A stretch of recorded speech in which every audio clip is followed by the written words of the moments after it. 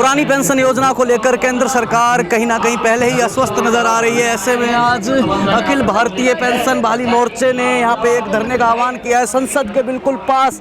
आज ये तमाम कर्मचारी पुरानी पेंशन योजना को दोबारा चालू कराने की मांग को लेकर यहाँ पर एकत्रित हुए हैं और भी इनकी कई मांगे हैं। पहले तो आप ये देखिए स्टेज सजा हुआ और तमाम यहाँ पर जो कर्मचारी हैं यहाँ पर एकत्रित हैं। बड़ी संख्या पे यहाँ पे कर्मचारी हैं और लोग अपनी बात रख रहे हैं। हमारे साथ कुछ कर्मचारी मौजूद हैं, उनसे बात करते हैं, जानते हैं कि आखिर आज क्या मजबूरी हुई कि इन कर्मचारियों को यहाँ सड़क पर धरने के लिए मजबूर होना पड़ा। क्या नाम है? मैं डॉक्टर परवीन शर्मा, इप्सेप का जॉइंट सेक्रेटरी और अध्यापक शक्ति मंच का मैं जिला का अध्यक्ष हूँ।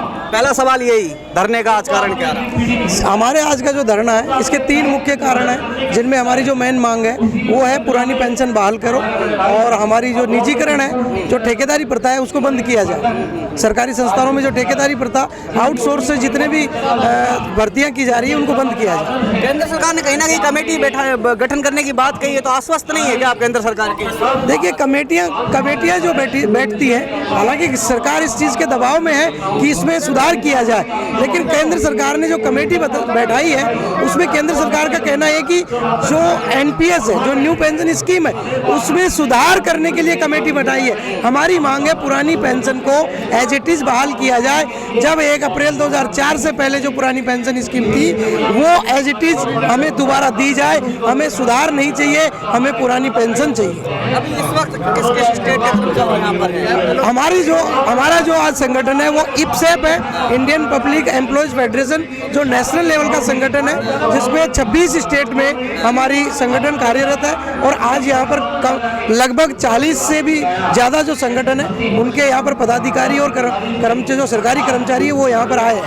अच्छा, एक सवाल है कि कांग्रेस शासित जो राज्य है, कांग्रेस ने राजस्थान में पुरानी पेंशन योजना लागू कर दी, छत्तीसगढ़ में लागू कर दी, कहीं ना कहीं कांग्रेस कर्नाटक में भी यही वादा कर रही है। अगर 2024 के इलेक्शन में कांग्रेस पार्टी अपने मैनिफेस्टो में पुरानी पेंशन योजना पूरे देश में लागू करने की बात करती है, तो क्या कहीं ना कहीं कर्मचारी वर्ग कांग्रेस की तरफ आकर्षित होता नजर आएगा? देखिए, जहाँ तक कर्मचारी वर्ग की और जो राजनीतिक पार्टियों की बात है, मैं आपको एक छोटा सा एग्जाम्पल दूं कि अभी हिमाचल में केवल 12,500 या कुछ हजार जो वोट थे, उनकी वजह से बीजेपी के एक स्टेटमेंट की वजह से बीजेपी को अपनी सत्ता गंवानी पड़ी। वहाँ के मुख्यमंत्री ने एक स्टेटमेंट दिया था कि अगर आपको पुरानी पेंशन चाहिए, आपको अगर जो एमएलए और एमपी जो पेंशन लेते हैं वो पेंशन आपको चाहिए, तो आप चुनाव लड़ करके और आप भी सिस्टम में आइए, राजनीति में आइए। उसका परिणाम, उसका जो जवाब था वो सरकारी कर्मचारियों ने दिया और उसका परिणाम हुआ कि वहाँ की सरकार को चोट खानी पड़ी और बीजेपी सरकार की जगह कांग्रेस की सरकार बनी। आपसे बात करूंगा, बने रहिएगा। निजीकरण की बात हो रही है, सरकार तो बड़े कसीदे पड़ती है निजीकरण को लेकर, आप निजीकरण के खिलाफ यहाँ धरने में आ गए, क्यों? हमारे देश की जो वित्त मंत्री है निर्मला सीतारमण जी, उन्होंने आज तक कोई चुनाव नहीं लड़ा है और ना कोई चुनाव जीता है। वो केवल राज्यसभा से मतलब एंट्री करती हैं। जो एमपी जब तक चुनाव नहीं लड़ेगा वो जनता के दुख दर्द को कैसे समझेगा? राज्यसभा से लोकसभा और राज्यसभा में बहुत अंतर है। राज्यसभा से एंट्री करना केवल और केवल मतलब जो है अपनी ताकत दिखाना होता है, और हमारी जो वित्त मंत्री है वो जनता की आवाज़ को नहीं समझ पा रही है। इसलिए निजीकरण यही है कि वो समझ नहीं पा रही है कि सरकारी कर्मचारी की क्या ताकत है और निजीकरण की क्या ताकत है।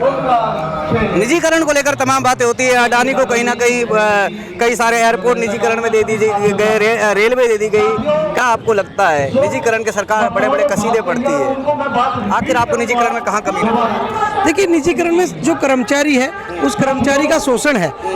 निजीकरण में अब जो सरकारी जितनी संस्थाएं हैं उनमें आप देखिए कि आउटसोर्स के थ्रू भर्तियां की जा रही हैं, उसमें एक आदमी को ठेका दिया जाता है कि आप हमें 500 कर्मचारी दीजिए।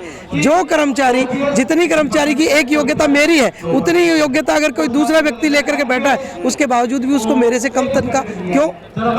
क्या उनकी इतनी एबिलिटी नहीं है? क्या वो एबिलिटी डेवलप नहीं कर पा रहे? तो फिर क्यों आउटसोर्स के थ्रू भर्तियां?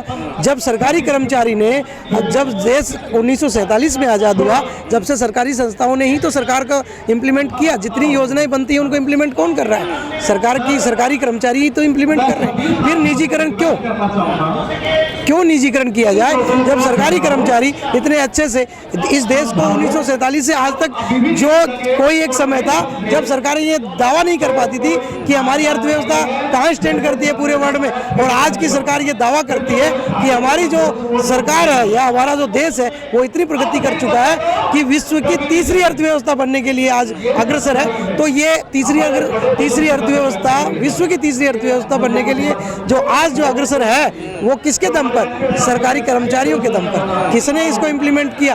योजनाएं सरकारों ने बनाई तो उसको इम्प्लीमेंट किसने किया? सरकारी कर्मचारी ने किया। तो क्यों आज आवश्यकता पड़ रही है इसकी निजीकरण की?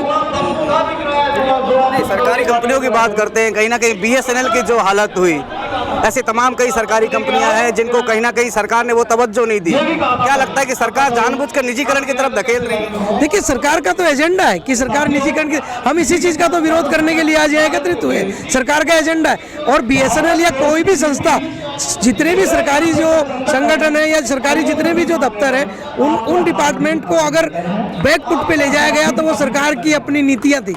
उन्होंने अपनी एक रणनीति के तहत एक कुछ लोगों को, कुछ कॉरपोरेट घरानों को आगे बढ़ाने के लिए उन्होंने ऐसा किया, जिसका परिणाम आप देख रहे हैं। जैसे आपने एग्जाम्पल दिया इसका दूरसंचार का, उसका निजीकरण क्यों हुआ? क्योंकि उसका जो बैकफुट पे जाने का जो रीजन क्या था? क्योंकि उन्होंने जो पुराने और जो कॉरपोरेट घराने थे उनको बढ़ाने के लिए, एयरटेल है, जियो है, रिलायंस है, फलाना आईडी, इनको बढ़ाने के लिए, इनको आगे लाने के लिए इन्होंने जो हमारे एक जो डेवलप सिस्टम था उसको कमजोर किया सरकारों ने। ये सरकारों की अपनी चाल है, कॉरपोरेट घरानों को बढ़ाने के लिए सरकारों की चाल है। मोदी सरकार तो अमृत काल मना रही है, कहती है कि अमृत महोत्सव चल रहा है देश में, आज कर्मचारी वर्ग सड़कों में है। क्या लगता है कि कहीं ना कहीं कर्मचारी वर्ग की अनदेखी कर रही है मोदी? बिल्कुल कर रही है। आपके सामने नजर आ रहा होगा, एक धरना यहाँ चल रहा है, यहाँ आप देखिए विशाल धरना चल रहा है। ये हर एक स्टेट में, हर एक जगह, अलग अलग जगह लोग धरना कर रहे हैं। ये क्यों? कहीं ना कहीं सरकारी कर्मचारी को अनदेखी की जा रही है, उनके अधिकारों पे कुठाराघात किया जा रहा है, इसीलिए। आखिरी सवाल, क्या अगर सरकार ने जो कमेटी बैठाने की बात की है, क्या कमेटी 2024 से पहले कोई निर्णायक हल नहीं लेके आती है? वोट पर चोट देने वाले हैं कर्मचारी। देखिए, सरकारी कर्मचारी बहुत ताकत रखता है, क्योंकि इस देश में बहुत बड़ा एक ग्रुप है सरकारी कर्मचारियों का, जो करोड़ों की संख्या में है, जो 1.5, 2 करोड़, 3 करोड़ लोग हैं, उनके परिवार हैं, उनके रिश्तेदार हैं। तो वोट की चोट, अगर सरकार हमारे अधिकारों के लिए अगर बात नहीं सुनती है तो निश्चित रूप से आने वाले चुनाव में, क्योंकि हमने ये जो 2023 का जो वर्ष है, ये संघर्ष वर्ष और पुरानी पेंशन बहाली का संघर्ष वर्ष, और बहाल करने के लिए हमने ये संघर्ष वर्ष इसको निर्धारित किया है, घोषित किया है। अगर सरकार को निर्णायक इसमें नहीं देती है और कांग्रेस इसी का वादा लेकर आती है, क्या कांग्रेस की तरफ आकर्षित होंगे कर्मचारी? देखिए, हम किसी भी सरकार का समर्थन नहीं कर रहे, ना हम सरकार का विरोध कर रहे हैं। हम अपने हक की मांग के लिए यहाँ खड़े हैं, ना हम नरेंद्र मोदी सरकार के खिलाफ है, ना हम कांग्रेस के पक्ष में। जब हमें केवल हमारे हक की लड़ाई के लिए हम यहाँ खड़े, हमें हमारी पेंशन बहाल कर दे। आपका हक देगा, आप उसकी तरफ जाएंगे? बिल्कुल, जो हमारी आवाज़ सुनेगा, जो हमारे हक की लड़ाई लड़ेगा, जो हमारी हक की आवाज़ को सुनेगा, हम उस सरकार के लिए उसको हम समर्थन देंगे। शुक्रिया बातचीत करने के लिए। तो जो इनके हक की बात सुनेगा कर्मचारी, उनको समर्थन देंगे। कहीं ना कहीं सीधा केंद्र सरकार पर वोट से चोट करने की बात कर्मचारी कर रहे हैं। साफ तौर पर कर्मचारियों का यहाँ पर धरना चल रहा है पुरानी पेंशन की मांग को लेकर, और पुरानी पेंशन की मांग को लेकर कहीं ना कहीं केंद्र सरकार भी लंबे समय से इस पे विचार कर रही है और अस्वस्थ नजर आ रही है। वही कांग्रेस सरकार इस मुद्दे को लेकर अग्रेसिव है। राजस्थान से लेकर छत्तीसगढ़ में कांग्रेस सरकार ने पुरानी पेंशन योजना को दोबारा लागू कर दिया, और कर्नाटक में भी जो अब चुनाव होने जा रहे हैं 10 मई को, उसमें कांग्रेस सरकार, कांग्रेस पार्टी इसी वादे को बुनाने की कोशिश कर रही है। ऐसे में यहाँ कर्मचारी आज धरने पर हैं और साफ तौर पर केंद्र सरकार को चेतावनी दे रहे हैं कि अगर उनकी मांग पुरानी पेंशन योजना को वापस लागू नहीं किया गया तो वो मोदी सरकार को वोट की चोट भी देंगे। अपने सहयोगी विश्वजीत झा के साथ राहुल पांडे, न्यूज़ नाउ भारत, दिल्ली।